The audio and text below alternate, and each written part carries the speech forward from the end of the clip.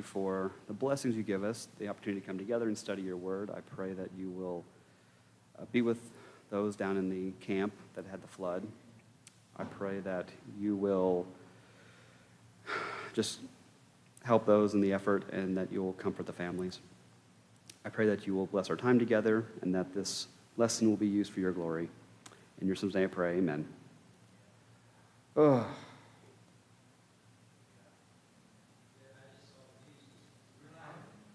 Okay, so we are continuing our study of the prophets. As you can see, we're getting towards the end. We've gone through our 8th century prophets, our Assyrian period. We've gone through our 7th century prophets, our Babylonian period, and we are now working our way through the post-exilic period, so 5th and 6th centuries. Here we have our timeline, right? We've seen all these before.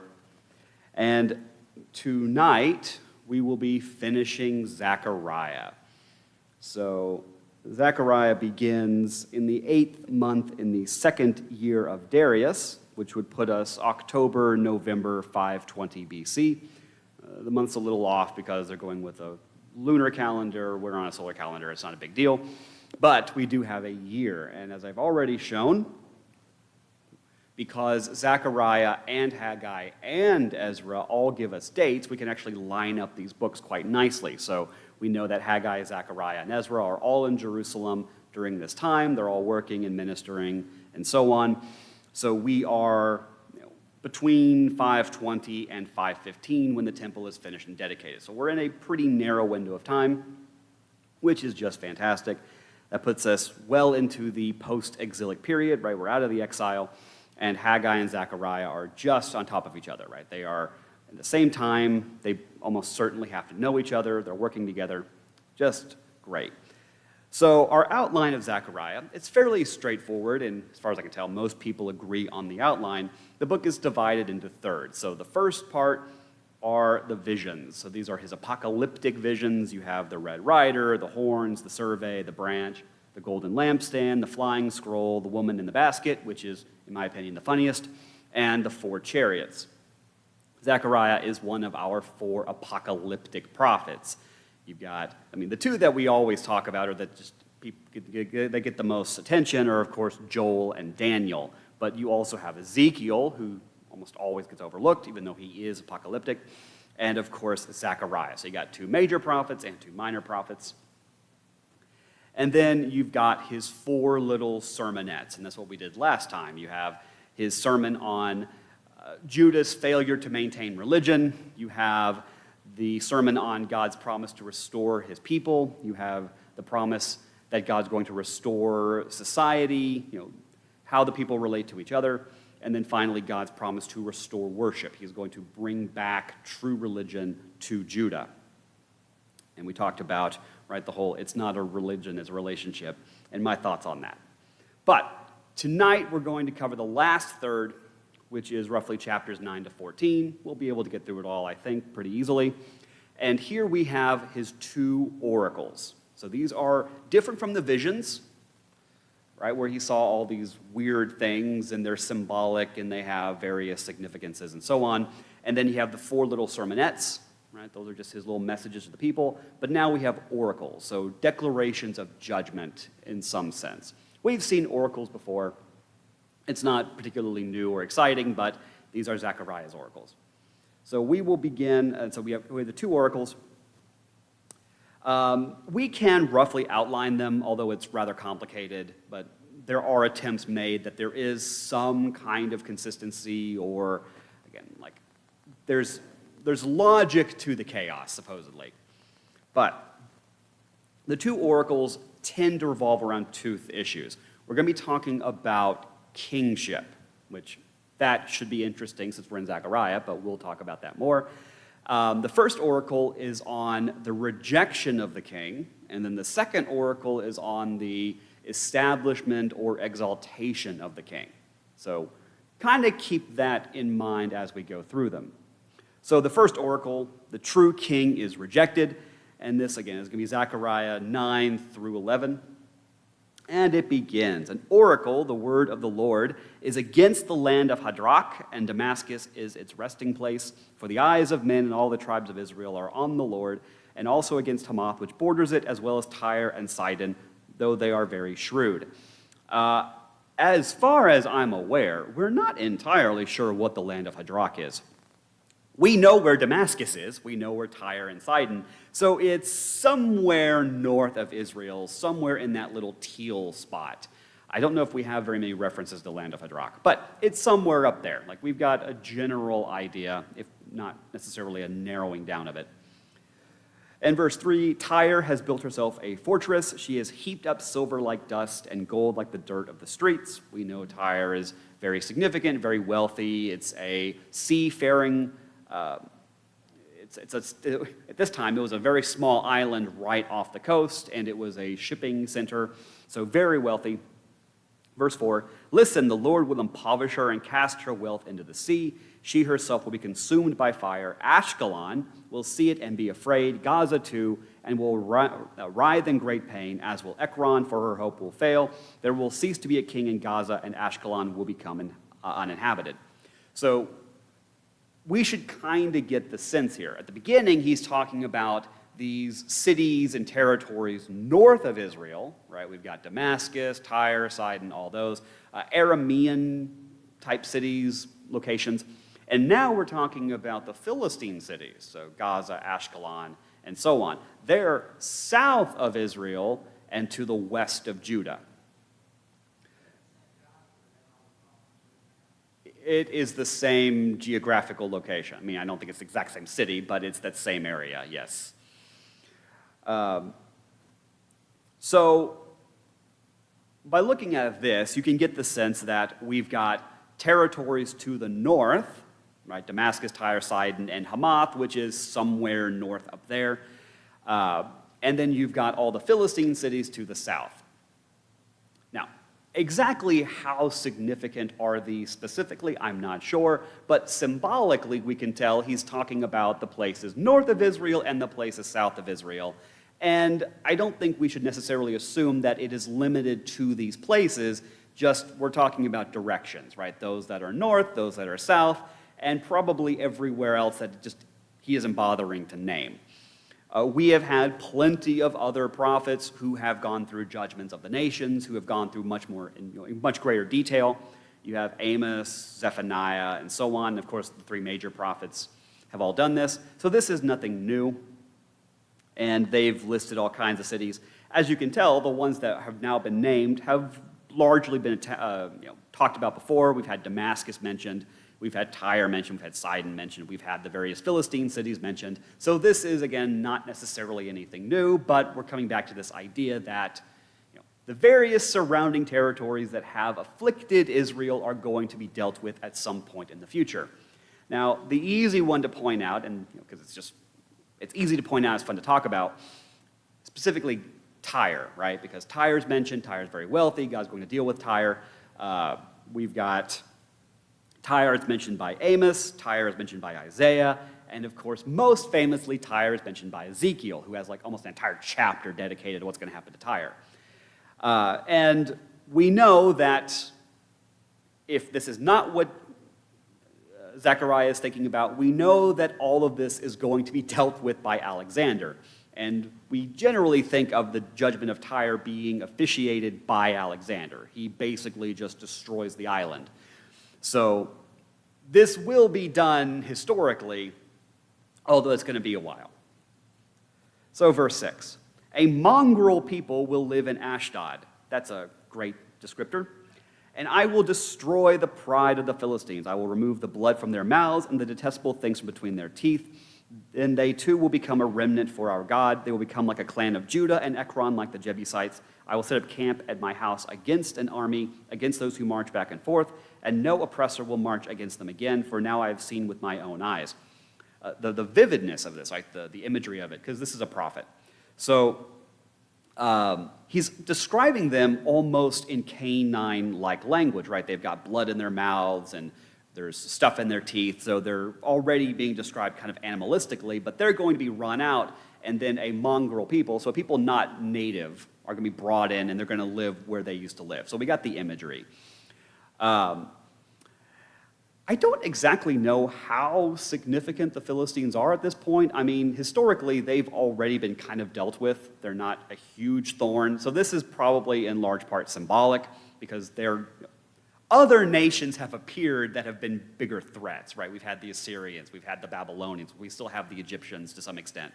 So is this really specific to the Philistines? Are they really that big of a threat, or is this symbolic of the enemies of Israel? This might be more symbolic, but this is what God's going to do to those people. Verse 9, rejoice greatly, daughter Zion, shout in triumph, daughter Jerusalem. Now, I do want to mention, if we go back just a little bit,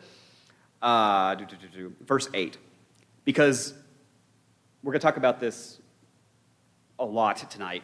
He says, I will set up camp at my house against an army against those who march back and forth. This is, in my opinion, the theme for both Haggai and Zechariah. God is going to rebuild his house. Now, the question, because I've already mentioned this, is what do we mean by house? And it seems like both Haggai and Zechariah like to play with this term. And again, as we go through, we're going to see that the meaning of house may shift back and forth. So here, he's going to set up camp for his house against the army, right? He's going to protect them, he's going to rebuild them. We're going to see this talked about all throughout the night. So just kind of keep that in mind. So rejoice greatly, daughter Zion, shout in triumph, daughter Jerusalem. Zion, Jerusalem, they're both, Zion is another name for the city of David, which is Jerusalem. This is a favorite descriptor for Isaiah. Micah uses it as well. He likes to call Jerusalem daughter Zion. So this is nothing new. We're going to see quite a few throwbacks to earlier prophets, like Hosea, Amos, and so on. So verse 9, oh boy, we're going to get to one of the more famous verses in Zechariah. Look, your king is coming to you. So this is a really interesting promise that we saw particularly earlier in the prophets. So we have Hosea, right? This promise that a Davidic king is going to come back to Jerusalem. We have in Micah also the promise of a king being restored to Israel. Now, what makes Hosea and Micah so interesting is that they're both back in the Assyrian period.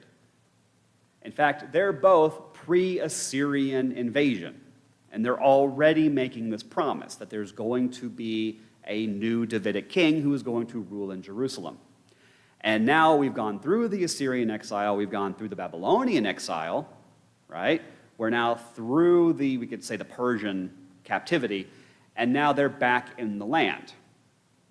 So in the post-exilic, right, we already had Haggai, and now we're in our second prophet with Zechariah, and he's already saying this new king is coming. The king that was promised back, again, before this all started, back before us, the Assyrian period. The king is coming, he is righteous and victorious, humble and riding on a donkey, on a colt, the foal of a donkey. And I am sure that this has been beaten to death. This is something that you've heard in various sermons, that generally speaking, when a conquering king comes in, he's usually riding a horse. Horses are usually weapons of war. They're usually bred for war. There's a reason why in the law of the king, kings are not allowed to breed horses, because they're instruments of war. They're pretty much reserved exclusively for war. If you are going to travel, there's usually camels or other animals that are better suited for that, especially in the desert climate. If you need beasts of burden, you have donkeys, mules, and so on, bulls. Again, not horses. Horses are generally, if not exclusively, used for warfare. So the fact that this king is not riding a horse means that he's not coming as a warrior. He's coming as something else. And we're even given context, right? That he is humble, that he's victorious, he's riding on this fowl. And again, as I've already mentioned, we've got Haggai and Zechariah who are both talking about the restoration of the house. And we already had with Haggai, right, all these promises about God wanting to rebuild the monarchy, right? He's already chosen Zerubbabel as the next one in the Davidic succession. So we're already toying with this idea. We've already seen it built up in our studies. So verse 9, I will cut off the chariot from Ephraim. So chariots being the instruments of war that are pulled by horses, right? We've already shifted from this king who's coming, who's not riding on a horse, to there's going to be judgment against those who use horses and chariots. And the horse from Jerusalem. The bow of war will be removed, and he will proclaim peace to the nations. His dominion will extend from sea to sea, from the Euphrates River to the ends of the earth. Presumably, again, this new king and so on. We are currently, historically, in the Persian period. So just to keep us in mind with where we are chronologically. The Persians have pretty much conquered the known world. So the Philistines are kind of gone. Most of the enemies that we think of that Israel's been dealing with, the Babylonians, the Egyptians, they're largely gone. We're dealing with the Persians. But we have this promise, right? This king is going to come, and he's going to restore Jerusalem, and he's effectively going to take over everything. That means taking over the empire of the Persians and so on. So verse 11, as for you, because of the blood of your covenant, I will release your prisoners from the waterless cistern. Return to a stronghold, you prisoners who have hope. Today I declare that I will restore double to you. So presumably those who were in exile or those who are still being oppressed, they are going to still be restored. We've already seen this repeated in various ways. Interesting that he says, because of the blood of the covenant. So whenever this comes up, it's always frustrating, because there's nothing to narrow it down. Which covenant are we talking about? Are we talking about the Adamic covenant, if that really is a covenant? Are we talking about the Noahic covenant, which is very general to all mankind? Are we talking about the Abrahamic covenant, the Mosaic covenant, the Davidic covenant? Are we talking about Jeremiah's new covenant? I'm not entirely sure. He says the blood of the covenant, which may mean physical connection in some sense, which could be the Abrahamic covenant. So because you have blood ties to this covenant going all the way back to Abraham, he is going to honor that commitment, going to honor that association. That, again, because you are the children of Abraham, because you have this blood connection, I am going to remember you and I am going to take care of you. I don't have a problem with that. That works with my theology. But again, we don't have anything much more to narrow that down. Verse 13, for I will bend Judah as my bow. I will fill that bow with Ephraim. I will rouse your sons, Zion, against your sons, Greece. I will make you like a warrior's sword. Oh boy, it's always fun when the Bible throws you a curveball. So as I already mentioned, we're still in the Persian period, right? That means we're past the Assyrian period, we're past the Babylonian period, we're past the Mede period. We're in the Persian period. Persian comes before the Greek period. We're not there yet. And yet, we have this statement against Greece. Now, the Greeks are coming, although they're still a while away. Right? Alexander's coming. He's going to conquer everything. Why are we, and we do know from like Daniel, that we have prophetic glances into the future of like Antiochus Epiphanes. So we know the Greeks are coming, and we know that there are already prophecies directed towards the Greeks. And we generally accept that Ezekiel, when it talks about Tyre, that is directed, that won't be fulfilled until the Greeks come, right, with Alexander. So why now is he mentioning the Greeks?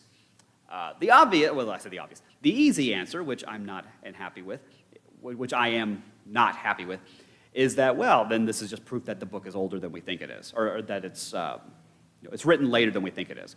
I'm not happy with that. I don't want to just punt and say, well, this is just written later, that this is written during the Greeks. It could be that the Greeks are already seen as an enemy, that the Greeks are already a threat.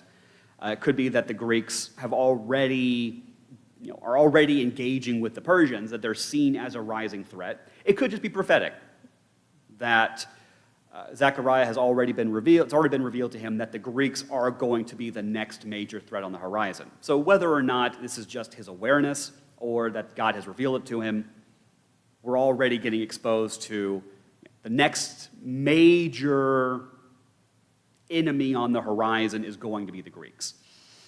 And that's true historically. Again, Alexander is coming sooner rather than later. Verse 14. Then the Lord will appear over them, and his arrow will fly like lightning. The Lord God will sound the trumpet and advance with the southern storms. We have another reference to God in his storm god attire, or being framed as a storm god. This is not the first time we've seen this. We see this in the Psalms a lot. But in particular, we talk about Habakkuk, right? With God having his lightning finger hands, which is always funny. His brilliance is like light. Rays are flashing from his hand. It's always funny. It's always funny to me when God is described either in lightning or using lightning or whatever. But we have not only his description of him coming with the storms, coming with the thunder, and so on, but also his arrows, which is really fun. So we're picturing God, right? He's got a bow, and he's instead of shooting arrows, he shoots lightning, which is very typical storm god kind of language. Now, the bow isn't mentioned here, and you may be, where's the bow? Right? Because if you're going to shoot arrows, you need a bow. And where do we have a mention of God? Because God has a bow. He's got a great bow. And God said, "This is the sign of the covenant I am making between me and you and every living creature with you, my covenant for all future generations. I have placed my bow in the clouds." There's a reason why it's called a bow. And the word is the same word that's used for a bow. He placed his bow in the sky, and he has it pointed away from the earth because he won't turn it against the earth again. So it points up, it doesn't point down. If it pointed down, we'd be in trouble. So God has a bow, and he does use it from time to time, as Zechariah tells us. Verse 15, the Lord of hosts will defend them, again with his bow and lightning arrows. They will consume and conquer with sling stones. They will drink and be rowdy as with wine. They will be as full as the sprinkling basin, like those at the corners of the altar. The Lord their God will save them on that day as the flock of his people, for they are jewels in a crown sparkling over his land. How lovely and beautiful they will be. Grain will make the young men flourish, and new wine the young women. So he's going to save them, he's going to restore them, and he thinks of them like the jewels in his crown. Very beautiful language. Chapter 10. Ask the Lord for rain in the season of spring rain. The Lord makes the rain clouds, and he will give them showers of rain and crops in the field for everyone. I could have sworn that we had a passage that was similar to this, but I was looking for it and couldn't find it. There are various places we could go to where it talks about God sending the rain or asking God for rain and so on. But what seemed most relevant, in my opinion, is this seems to be a reversal of an earlier curse. So way back in Amos, we have one of the first curses that are mentioned when God says that he withheld the rain. He has brought a drought on Israel. And this was both a form of punishment, but also a form of getting their attention, which is often what judgment does. So he's withheld the rain in order to get their attention so that they'd come back to him, but they didn't come back to him. In fact, they just seem to ignore him, which makes him even increasingly more angry. But now that we've gone through all of these periods, right? We've gone through the Assyrian period, the Babylonian period, and so on. Now that we're in Zechariah, we have the promise that he's not going to do that anymore. So this seems like a reversal of the curses that we had at the beginning of the prophet period. Verse 2, for the idols speak falsehood, and the diviners see illusions. They relate empty dreams and offer empty comfort. Therefore the people wander like sheep. They suffer affliction because there is no shepherd. So there are kind of two important things in this verse. That's one long verse. First off, we have the sort of condemnation of the idols. And there are a bunch of places we can go. Most famously, you've got Isaiah. He has a lot to say about idols. Also Jeremiah. Right, Isaiah 40. Who will you compare God with? What likeness will you compare him to? To an idol, something that a smelter casts and a metal worker plates with gold and makes silver welds for it, to one who shapes a pedestal, and so on.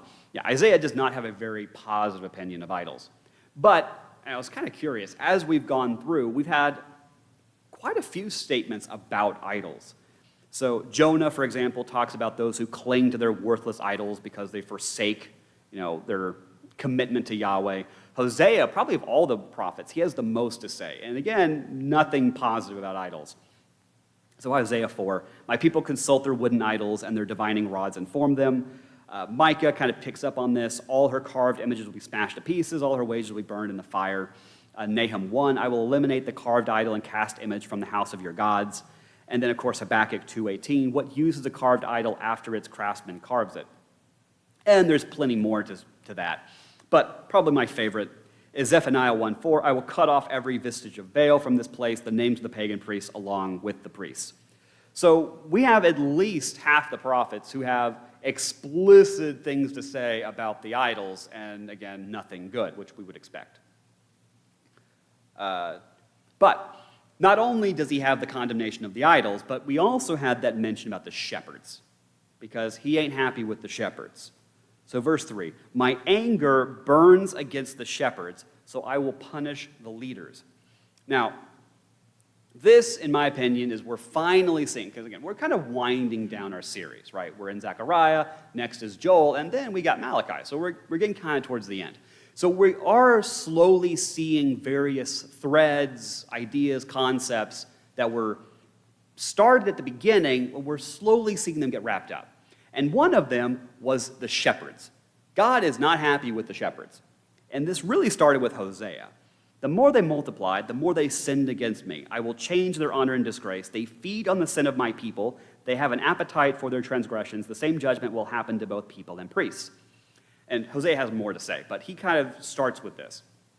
Now, who are the shepherds? Well, the shepherds are the leaders.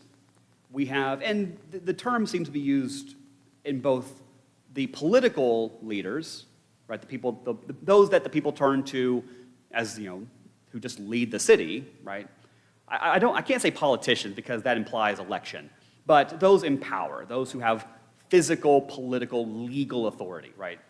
Probably either the kings or those appointed by the kings or the governors, the rulers, the judges, and so on, those who have political power. But then also you have the religious leaders. And the term shepherd can be applied to both. So we've got the political leaders and we have the religious leaders. And just to be clear, God ain't happy with either of them, both sets. And I love the language here of Hosea. Ezekiel does kind of the same thing, where you have this beautiful irony, right? The role of the shepherd is to take care of the sheep. I couldn't find a better picture, so I had to make one with AI, and it's kind of weird. But the goal of the shepherd, right, is to take care of the flock, to protect them, to feed them, to watch them grow, right? But the problem with God's shepherds, or those who have been given authority by God, is that they're not feeding the sheep, they're feeding on the sheep. Now the problem is, it's not their flock, it's God's flock. And God isn't very happy with people eating his sheep. Now, I assume that includes physically, but we're not, again, this is all symbolic, right? This is spiritually. Now, I'm sure he wouldn't be happy either if it was physically. So, cannibalism is wrong. I think it's quite telling that the last instructions that Jesus gave to Peter, but I think that this is probably also to all the disciples, is if you want to prove your love, you have to feed the sheep. Right? You can't, well, he says it 3 times. He says lambs, sheep, and then I think he uses another term. But yes, you have to feed the flock, right? That is your obligation as a leader, as someone who shepherds on behalf of God. And as I keep bringing up, this is one of my favorite verses in the New Testament, that there are plenty, and this isn't just here, but there are plenty of places where there are warnings against taking on this kind of authority, whether it's political authority or religious authority or whatever. I think that this is a fairly broad statement, that if you take on a role of shepherd in whatever capacity, there will be judgment if you misuse that authority. So moving forward, though, right? So we already know from Hosea, and again, other prophets talk about this, but Hosea, Ezekiel has a lot to say on this as well. God is not happy with those who have shepherd in his name. We'll say it that way. And so Micah tells us that, I don't think anyone here watches superhero movies, but there's a scene in the Marvel cinematic, all those movies. There's a very famous scene where the main villain, he keeps sending villains to fight on his behalf, and they keep losing, right? Because the bad guys have to lose. And so there's a famous scene where the main bad guy, he shows up on screen, and he says the lines, "I'll do it myself," right? Because he can't entrust this to others because they keep failing. So here, I just have this picture in my head. So Yahweh is so tired of the shepherds failing, whether intentionally or unintentionally or whatever, he's just going to do it himself, right? He can't entrust this to others. So in Micah 5, he will stand and shepherd them in the strength of Yahweh and the majestic name of Yahweh his God. So he is going to raise up a shepherd who will shepherd directly on his behalf, and of course we know that the shepherd is also God. So keep that in mind. And this was a while ago, but when we went through Psalm 23 and we brought up the question, what does David mean when he says, "The Lord is my shepherd?" I brought up the fact that this is not a comparison. This is not a simile. This is not David saying Yahweh is like a shepherd, right? That he treats me like a sheep, but rather that he is the shepherd. So this idea that Yahweh is the shepherd has been around for a while. And again, there's a very important distinction between saying he is the shepherd versus he is like a shepherd. Those are different, not only conceptually, but also theologically. So verse 3, "My anger burns against the shepherds, so I will punish the leaders." So the shepherds are the leaders, right? Just to be clear, in case you were missing the metaphor. "For the Lord of hosts has tended his flock, the house of Judah," right? He was tired of the shepherds. We knew that back from Hosea. And he has now basically gotten rid of them. And now he himself is tending to his flock. And then we get another clarification. So we know the shepherds are not actual shepherds, right? The shepherds are the leaders, and he has tended his flock, the flock being the house of Judah. There's that word again, the house, as if that's kind of important. "He will make them like his majestic steed in battle."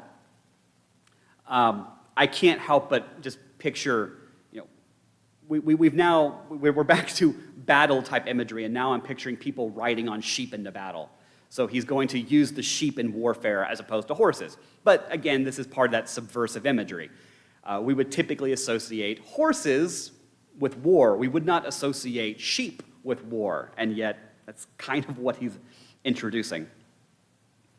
And as already brought up, we have seen the language of house kind of played with. We saw it in Haggai, where he talks about the glory returning to the house.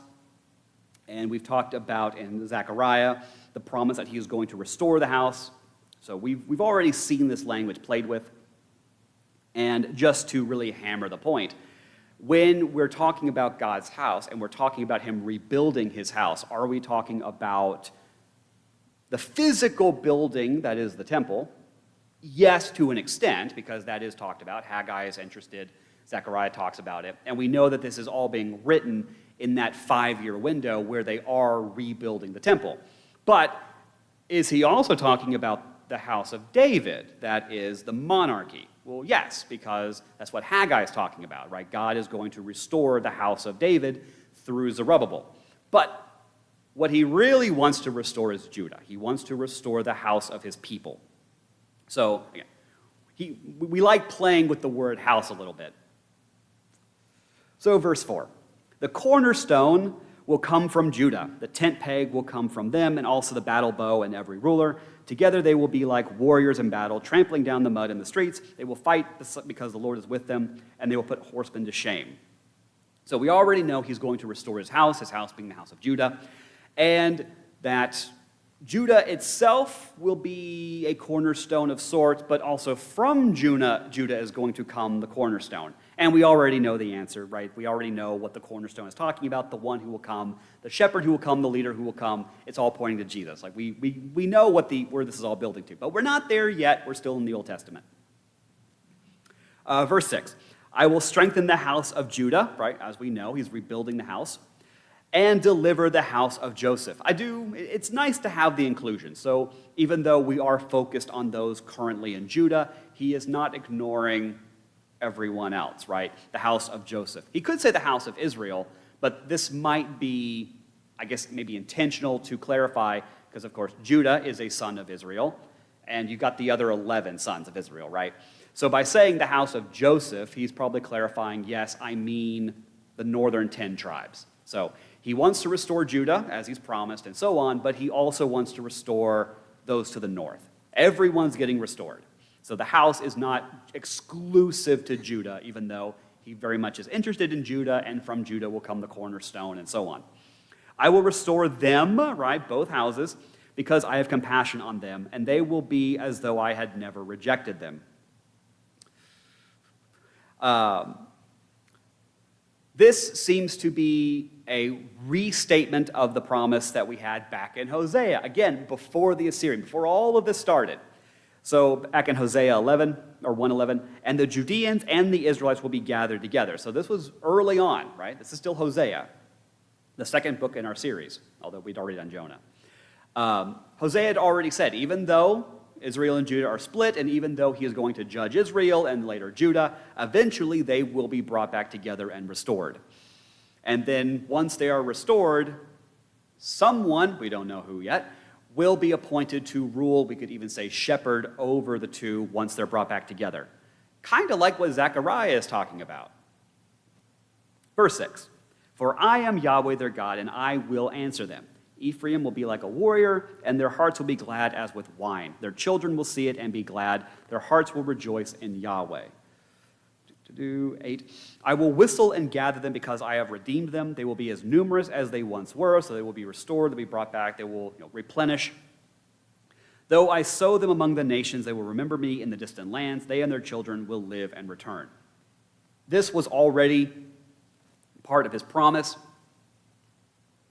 back in his second message, right? We had the 4 sermons, his second sermon, where he promised that he is going to bring them all back, right? He's going to bring them back from the exile. Verse 10, "I will bring them back from the land of Egypt and gather them from Assyria. I will bring them to the land of Gilead and to Lebanon, but it will not be enough for them." Uh-oh. It's like you can almost feel the tonal shift.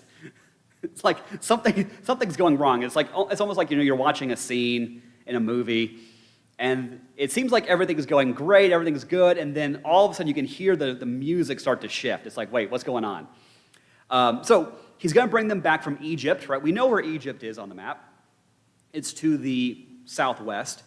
Assyria is to the northeast, right? So he's going to bring them from the west, bring them from the east. They're all going to come back.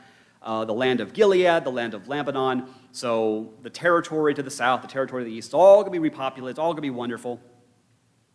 We've had this stated over and over again. Probably my favorite place to go with this might be Obadiah. So Obadiah, the exiles of the Israelites who are in Halah, who are among the Canaanites as far as Zarephath, as well as the exiles of Jerusalem who are in Sepharad, will possess the cities of the Negev. So as I mentioned, we know where Zarephath is, we know where Halah is.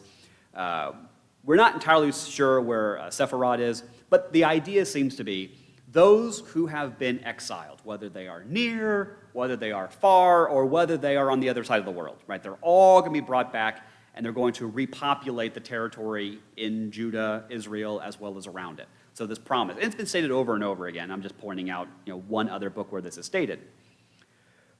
But it's not going to be enough. Keep that in the back of your mind. Verse 11, "Yahweh himself will pass through the sea of distress." He will pass through. That has some rather interesting implications, because I remember a story of a guy who passed through a sea. Of course, I'm thinking of Moses. That should be rather obvious, right? When Moses led the people out of Egypt through the water. But now Yahweh is going to pass through the sea. He's not coming out of Egypt. "And strike the waves of the sea. All the depths of the Nile will dry up." This is great. I love this. This is beautiful. So basically, right, the story of the Hebrews basically begins, right, with God calling his people out of Egypt. I know we have Genesis, but let's stick with Moses. He brought them out of Egypt, through the Red Sea, they come to the land. But now, Yahweh is planning on going back through the Red Sea, the way they came, and he is going to dry up the Nile. This seems to me like, what's just going through my head is, Yahweh's going to finish what he started. So back with Moses, right, he struck a blow. Moses, he hit the Nile with his staff, and it started to bleed, right? He wounded it. But the Nile's still around, right? It's still alive. So he wounded the Nile, but he didn't kill the Nile. Yahweh's going to go back and kill the Nile. Now, is he literally going to kill this river? I don't know. This could be symbolic. But I think that he's going to finish all of the things that he started. If it literally means going back to Egypt and dealing with all of that. So we have Egypt. He's going to deal with Egypt. The pride of Assyria will be brought down. He's going to deal with Assyria. The scepter of Egypt will come to an end. I will strengthen them in Yahweh, and they will march in his name. This is Yahweh's declaration. Now, what's frustrating about this almost has to be symbolic, mainly because Egypt and Assyria aren't really around anymore. And that's not me going with some kind of critical, weird dating or whatever. No, we already know they're not around. Back in his second vision, chapter 1, we had the four horns, right? He sees the four horns. Now, we're not told what the four horns are. The obvious options are Egypt, Assyria, Babylon, and the Medes, right? They're the most important, most powerful nations that have oppressed Israel and Judah. They've already been dealt with. We're in the Persian period. Persia has conquered everything. Egypt is not a nation anymore. Assyria is not a nation anymore. Babylon is not a nation anymore. And they will never be a nation again. Egypt is pretty much gone. They're just there. They'll be conquered by the Greeks. They'll be conquered by the Romans. And they will never again attain any serious power in that part of the world. Again, Assyria is gone. They're all gone. So this seems to be more symbolic rather than literal because, again, we already know they've been dealt with. We've already been told they've been dealt with. So God is going to deal with the enemies of his people, whether they're from to the west, to the east. It's more the concept, right? He is going to deal with his enemies. And again, he's going to finish what he started. We're in chapter 11. Open your gates, Lebanon, and fire will consume your cedars. Wail, cypress, for your cedar has fallen. The glorious trees are destroyed. Wail, oaks of Bashan, for the stately forest has fallen. Listen to the wail of the shepherds, for their glory is destroyed. Listen to the roar of young lions, for the thickets of the Jordan are destroyed. So again, destruction, God's going to destroy everything. He's going to do all that. And now we're going to get, for those who ever watch Monty Python, and now for something slightly different. We're going to get an interesting shift. Now, we already know that he's going to bring them back, but they're not going to be satisfied, right? Again, there's kind of this tonal change. Verse 4, Yahweh my God says this, shepherd the flock intended for slaughter. Those who buy them slaughter them, but are not punished. Those who sell them say, praise the Lord because I've become rich. Even their own shepherds have no compassion on them. Indeed, I will no longer have compassion on the inhabitants of the land. This is the Lord's declaration. Instead, I will turn everyone over to his neighbor and his king. They will devastate the land, and I will not deliver it from them. So we've had all these promises, right? And now we're told that the flock, and we are talking about God's people, have now been set aside for slaughter, and he is going to turn them over to this king. So what's going on? Well, it seems like we have already been introduced to the true shepherd, a true king who is going to come and he's going to do all these wonderful things, even though the people aren't going to be satisfied with that. And now we are being introduced to another shepherd who is also going to have the people turned over to them. And this shepherd is going to lead them away from God. So we have two shepherds. And I have to remind you that we are dealing with an apocalyptic book. So it seems like we are blending not only current history with past history, but also with history that has not yet happened yet, which is the joy of an apocalyptic book. Well, you're jumping all the way to Revelation, but we're not in Revelation yet. We're in the Old Testament. There are other apocalyptics than Revelation. So we have this promise, or at least this tension between the two shepherds, right? We've got the true shepherd, and we have this false shepherd. So verse 7, so I shepherded the flock intended for slaughter, the afflicted of the flock. I took two staffs, calling one favor and the other union, and I shepherded the flock. In 1 month I got rid of 3 shepherds. I became impatient with them, and they also detested me. Then I said, I will no longer shepherd you. Let what is dying die, and what is going astray go astray. Let the rest devour each other's flesh. So there are these shepherds, they're fighting each other, they're warring with each other, and God is just basically giving them over to the shepherds. Verse 10, next I took my staff called Favor and cut it in two, annulling the covenant I made with all the peoples. It was annulled on that day, and so the afflicted of the flock who were watching me knew that it was the word of the Lord. Then I said to them, if it seems right to you, give me my wages, but if not, keep them. So they weighed my wages, 30 pieces of silver. Oh boy. So we have, the two peoples are together. God has broken them, right? He split them in half. Is this a strictly past event, or is this still a future event? It's hard to say because, again, we're apocalyptic. We know that this figure who is God and yet perhaps a representative of God is being paid, or at least there's wages being made about him.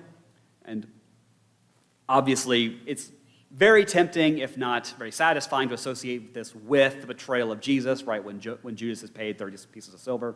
And the fact that it is 30 pieces of silver seems a little too coincidental.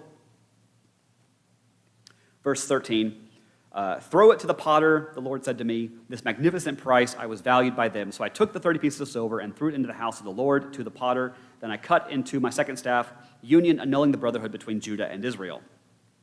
So, again, we can tie this very easily to Judas, right? He's given the 30 pieces and he throws it to the temple and it's used to buy the potter's field. The Lord also said to me, take the equipment of a foolish shepherd. I'm about to raise up a shepherd in the land who will not care for those who are going astray, and he will not seek the lost or heal the broken. He will not sustain the healthy, but he will devour the flesh of the fat sheep and tear off their hooves.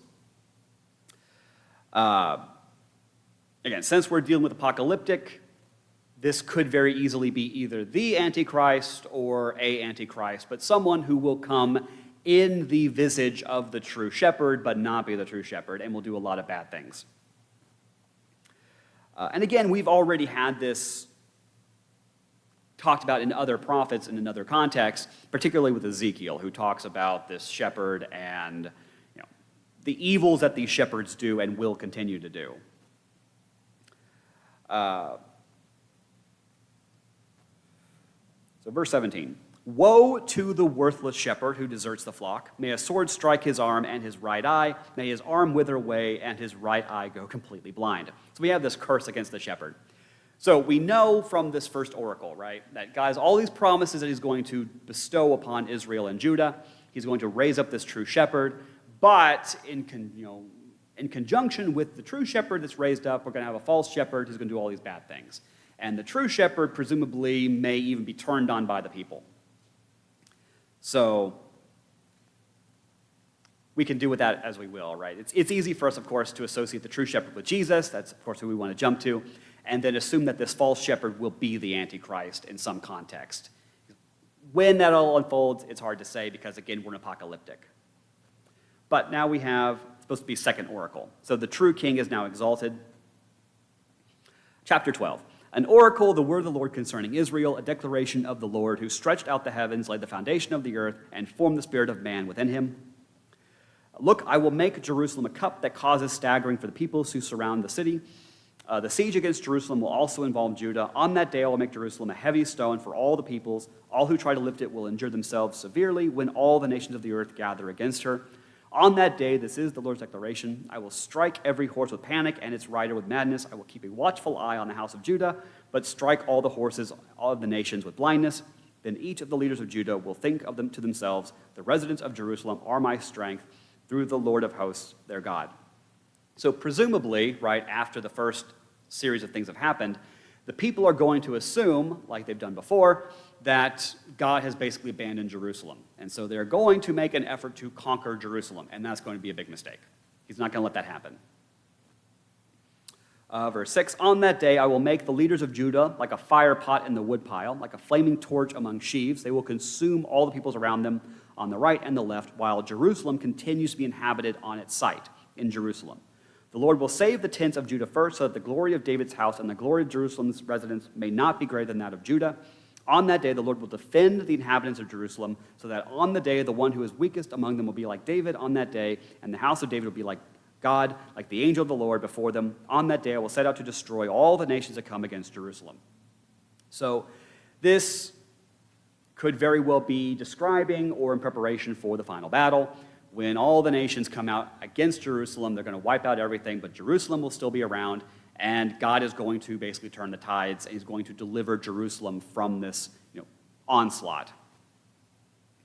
Verse 10, "Then I will pour out a spirit of grace and prayer on the house of David and the residents of Jerusalem, and they will look to me whom they pierced." We typically associate that with Jesus, right? "They will mourn for him as one mourns for an only child, and weep bitterly for him as one weeps for a firstborn. On that day, the mourning in Jerusalem will be as great as the mourning of Hadad Rimmon in the plain of Megiddo. The land will mourn, every family by itself, the family of David's house by itself, and their women by themselves, the family of Nathan's house by itself, and their women by themselves, the family of Levi's house by itself, and their women by themselves, the family of Shimei by itself, and their women by themselves, all the remaining families, every family by itself, and their women by themselves." So the armies are going to surround Jerusalem, and it's looked like they're going to take it over. The leaders will abandon it, and so on. It's all going to be very, very bad. We can, of course, associate this, I guess you could say almost symbolically, with the crucifixion scene, right? Jesus is there. He's been sold by Judas. He apparently is, being beaten by the Romans. It looks like everything is, over, that he's lost. He's going to be crucified, and all the nations have gathered, and so on. And so it looks like the good shepherd has lost. It looks like Jerusalem has lost, right? And so everyone's in mourning because it appears that they've lost. Now, could this also be describing, again, events leading up to the final battle? It's possible. So we're describing not only symbolically what happens at the crucifixion, but also what will happen in a more literal battle sense. But chapter 13. "On that day, a fountain will be opened for the house of David and for the residents of Jerusalem to wash away sin and impurity." So the events that look like are going to lead to the defeat of Jerusalem and the loss of Jerusalem instead will open up new opportunities.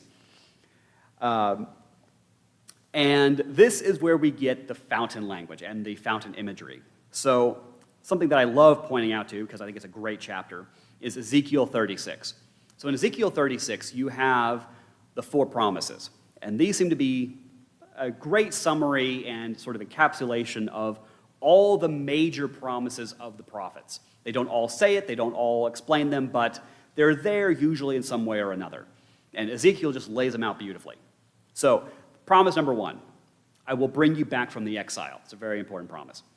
And I don't know if the order is important, but it seems important. Promise 2 is that there will be a cleansing. Once the exile is complete, once they are back in the land, there will be a massive cleansing of the people. Promise 3 is that presumably after the cleansing has taken place, there will be a new heart bestowed upon the people. And then promise 4 is that the Spirit of God will descend on all the inhabitants. So you got return from the exile, the great cleansing, the new heart, and then the Holy Spirit. Now, the cleansing has been talked about and teased in various ways, but it's very few talk about it in any real detail. So we can obviously go to Psalm 51, where David's like, "Purify me," although he's also very much a sinner and he's doing a lot of horrible things in his life. But we do have the language of him wanting that purification. Whether or not it comes on David is a question. We have Isaiah 10, which in the context of Isaiah 10 is really more of a hypothetical. So let us reason together. If your sins are like scarlet, can they be white as snow? He's asking the question. So again, we say like a certainty, though your sins are scarlet, they will be white as snow, like it's a promise. Whereas Isaiah, especially in the context of the chapter, he's asking how. He's not saying it can't happen, he's asking how will it happen. He's reasoning, he's like, let us reason together. What will this cleansing be like? Again, it's not that he doesn't believe it's going to happen, but he's asking the question. And even Ezekiel introduces this idea, but doesn't really have an answer. There's this promise, the cleansing will come, but in what capacity, what will that look like? He doesn't know. I don't think Isaiah knows. I think he knows it will happen. I think he believes it will happen, but he doesn't understand it. And just to go on a slight little tangent, part of the problem for that is the present sacrificial system. The sacrifices aren't really designed for a permanent national cleansing. So when God says he's going to cleanse the nation, how? Because it seems like the current system isn't going to work. So that's why the prophets are a little confused by it. But we have Zechariah. So on that day, this is the declaration of the Lord of hosts, I will erase the names of the idols from the land. So the cleansing is coming. This fountain will come that will cleanse the nation. And then, coming from that, I will erase the names of the idols from the land, and they will no longer be remembered. Right? We already had that promise from Zephaniah, right? He's going to erase the name of Baal from everyone's lips, which is just a great little passage. I will remove the prophets and the unclean spirit from the land. And so it's hard for me not to make the connection, right? So with the cleansing that's coming, right, this fountain that will come, when it looks like Jerusalem will lose, this fountain will appear that will cleanse the land. With the cleansing means there's not going to be more idols, no more false gods, and whatever unclean spirit is on Israel, Judah, will be removed. And now he's not going to lay it out necessarily, although he's already talked about the spirit. So if the unclean spirit is driven away, that should pave the way for a clean spirit to come, right? Now we're thinking about Ezekiel and those promises. This is Zechariah, just letting you know, it's not in any direct connection, but Joel is next. He's the next prophet. He has a lot to say about the spirit.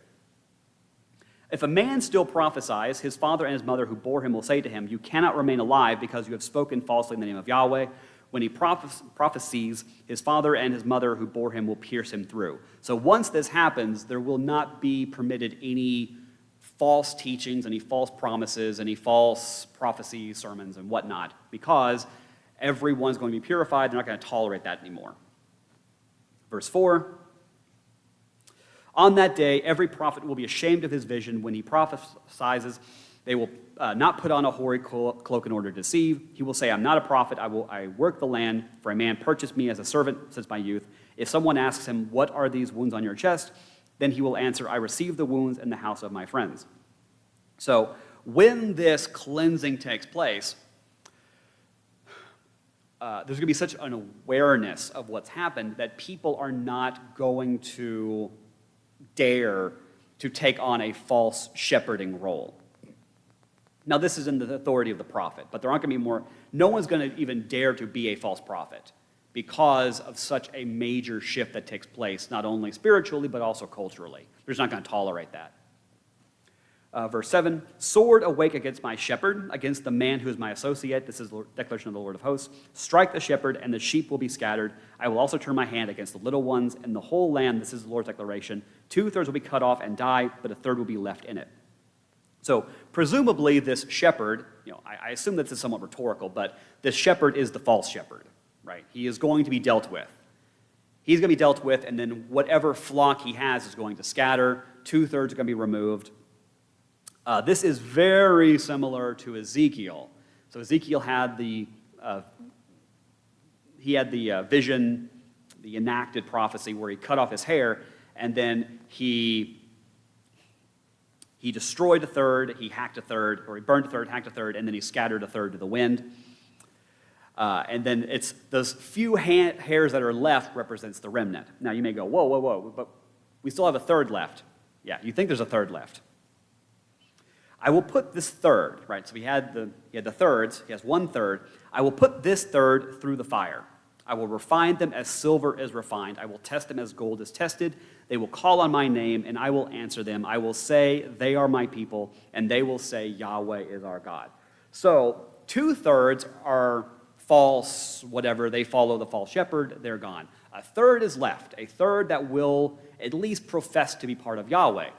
And you think, if I'm in the 1/3, that's good, right? Not necessarily, because that 1/3 is going to be tested. So just because you profess to be part of Yahweh or profess to follow the true shepherd doesn't necessarily mean you are actually a true follower of the shepherd, and you will be tested. That may not be a pleasant experience. And I assume not everyone will pass the testing. But those who do will be granted the name, they are my people. And this seems to be a reversal or a correction from, again, Hosea, right? We have all these corrections or sort of fulfillments of things established earlier on. So back in Hosea, right, he had the child, and he was told to name him not my people, because God had basically abandoned his people. But now that we're in Zechariah, we're looking towards the end, Those who are left will be given the name my people. So those who were not my people will now be my people. Chapter 14, we're winding down. A day of the Lord is coming. That should be a very foreboding statement. When your plunder will be divided in your presence, I will gather all the nations against Jerusalem for battle. The city will be captured, the houses looted, the women raped. Half the city will go into exile, but the rest of the people will not be removed from the city. And as has been said over and over again, day of the Lords are not pleasant things, right? We've already had the day of Amos, we've had the day of Zephaniah, and those are over, and it seems like we are now looking forward to that final day of judgment.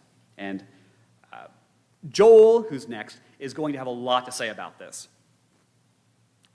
Verse 3, then the Lord will go out to fight against those nations as he fights on a day of battle. On that day, his feet will stand on the Mount of Olives, which faces Jerusalem on the east. The Mount of Olives will be split in half from east to west, forming a huge valley so that half the mountain will move to the north and half to the south. This is that famous passage. This is a picture of the Mount of Olives. It is currently whole, but presumably the day will come when this true shepherd appears and the mountain will split. We associate that with the return of Jesus. But again, so this is where that prophecy comes from, and something that hasn't happened yet. So presumably, at some point in the future, when this final day of the Lord comes to fruition. And as I've been saying, but kind of teasing, we are now entering officially into the end time period, especially for the prophets. So Joel and Malachi both are going to have a lot to say about the end of days. So Zechariah is kind of a transitional figure. So he is still dealing with the current period, but he is also looking towards the eschaton. Verse 5. You will flee by my mountain valley, for the valley of the mountains will extend to Azal. You will flee as you fled from the earthquake in the days of Uzziah, king of Judah. Then the Lord my God will come, and all the holy ones with him. On that day there will be no light, the sunlight and moonlight will diminish. It will be a day known only to Yahweh, without day or night, but there will be light at evening. This sounds reminiscent of Joel, although we're not in Joel yet. That's next. This day, right, this final day of the Lord, this final day of judgment, is known only to Yahweh. Jesus says similar things. So whenever somebody says, I know when this will happen, you shouldn't listen to them, because we're told repeatedly no one knows when this will happen. Zechariah tells us, Jesus tells us. Verse 8, on that day, living water will flow from Jerusalem. We've already been told that the fountain will come from Jerusalem, a spiritual fountain, right, that will cleanse the people of God. Half of it toward the eastern sea, and the other half toward the western sea, and summer and winter alike. On that day, Yahweh will become king over all the earth. Just in case we were not clear about who this king will be, it's going to be Yahweh. So we have, again, I get it. It's frustrating because we know the answer, right? But we have someone, a figure that God has appointed who will shepherd his people, but the shepherd will also be Yahweh, which seems a bit in contrast, right? Like, how can you have someone who shepherds on behalf of Yahweh also be Yahweh? Well, we know the answer is Jesus, so we know where this is going. But you can see how this is a little confusing, especially if you're, a pre-Christian period Jew. On that day, Yahweh will become king over all the earth, Yahweh alone and his name alone. All the land from Geba to Ramah, south of Jerusalem, will be changed into a plain, but Jerusalem will be raised up and will remain on its site from the Benjamin gate to the place of the first gate to the corner gate, and from the tower of Hananel to the royal wine presses. People will live there, and never again will there be a curse of complete destruction, so Jerusalem will dwell in security. Verse 13, this will be the plague the Lord strikes all the peoples with, who have warred against Jerusalem. Their flesh will rot while they stand on their feet. Their eyes will rot in their sockets, and their tongues will rot in their mouths. On that day, a great panic from the Lord will be among them, so that each will seize the hand of another, and the hand of one will rise against the other. Verse 14, Judah will also fight at Jerusalem, and the wealth of all the surrounding nations will be collected, gold, silver, and clothing in great abundance. The same plague as the previous one will strike the horses, mules, camels, donkeys, and all the animals that are in those camps. Verse 16, then all the survivors, right, those who've survived this plague, who've survived this calamity, from the nations that come against Jerusalem will go up year after year to worship the King, the Lord of hosts, and celebrate the festival of booths. Should any of the families of the earth not go up to Jerusalem to worship the King, the Lord of hosts, rain will not fall on them, and if the people of Egypt will not go up and enter, the rain will not fall on them. This will be the plague the Lord inflicts on the nations who do not celebrate the festival of booths. This will be the punishment of Egypt and all the nations that do not go celebrate the festival of booths. So this is a really interesting little kind of conclusion, because the book began, right, with this question about the fasting, right? Should we fast again and all that? But now we have the promise of the festivals. The festivals will be restored, and not just Judah, but everyone is going to celebrate this festival. Now, he says specifically the festival of booths, which is probably significant. And just as a reminder, because we are over, there are three main festivals. There are some others, but these are the three main ones. You have Passover, that's in April, and that's where they celebrate the Jews leaving Egypt. We don't really celebrate Passover, but we do celebrate Easter, which comes right after Passover because of Jesus. But then you also have the Festival of Weeks. And that happens at the beginning of the harvest. So it's sort of a big celebration to kick off the harvest. And then you have the Festival of Booths, which takes place in late September, early October. Again, we're dealing with the lunar calendar. Also, it's a harvest calendar. Or it's an agrarian calendar. But you have the Festival of Booths, which is the end of the harvest. So after it's all over, then you celebrate because the harvest is over. So after God has done all of these things, after he's basically wiped out all the enemies, they're going to celebrate the end of the harvest. So I don't think it's just that they're celebrating this festival specifically, but rather they are celebrating the end of God's harvest. And Zechariah is not the first one to make that kind of play on concept, that the end of the judgment is the end of the harvest. And we already had this at the kind of the end of his four little sermons, the promise that once all of this is over, all of the surrounding nations are going to come and worship Yahweh. So this is not a new thing that he's brought up. And then we get one of the best endings to any of the minor prophets. So verse 20, on that day, the words holy to the Lord will be on the bells of the horses, the pots in the house of the Lord will be like the sprinkling basins before the altar. Every pot in Jerusalem and in Judah will be holy to the Lord of hosts. It's hard not to laugh at this. This is kind of funny. Everyone who sacrifices will come and take some of the pots to cook in, and on that day there will no longer be a Canaanite in the house of the Lord of hosts. So I think that this is ironic, almost humorous, but it's also very significant. So when we say pots, we mean pots. In your kitchen, you have bowls, you've got pots, you've got things you cook in and you store in. And generally speaking, we don't think of these things as all that special. They're rather mundane. There's not much more mundane than a Tupperware container, right? If I were to ask you, what is the most special thing in your house, you would probably not say my Tupperware. You probably have other things that are more special. You probably have other things that are more holy. And I don't think the point here is that all of a sudden God's going to wave his hand and make all the pots in Tupperware, again, I'm using Tupperware because it's just funny, but make all the pots holy. I think the issue is that Jerusalem itself will be so holy that even the Tupperware in your house will also be holy just by extension. Everything will be holy. Even the most mundane, daily basic things will be declared holy. So I think that's the joke. Again, almost humorous. Everything will be so holy that even your little Tupperware containers will be holy. So on that wonderful little image, we will conclude. And I will ask Brother Larry to, because he hasn't been here for a while, so he should do something. He can end us in prayer.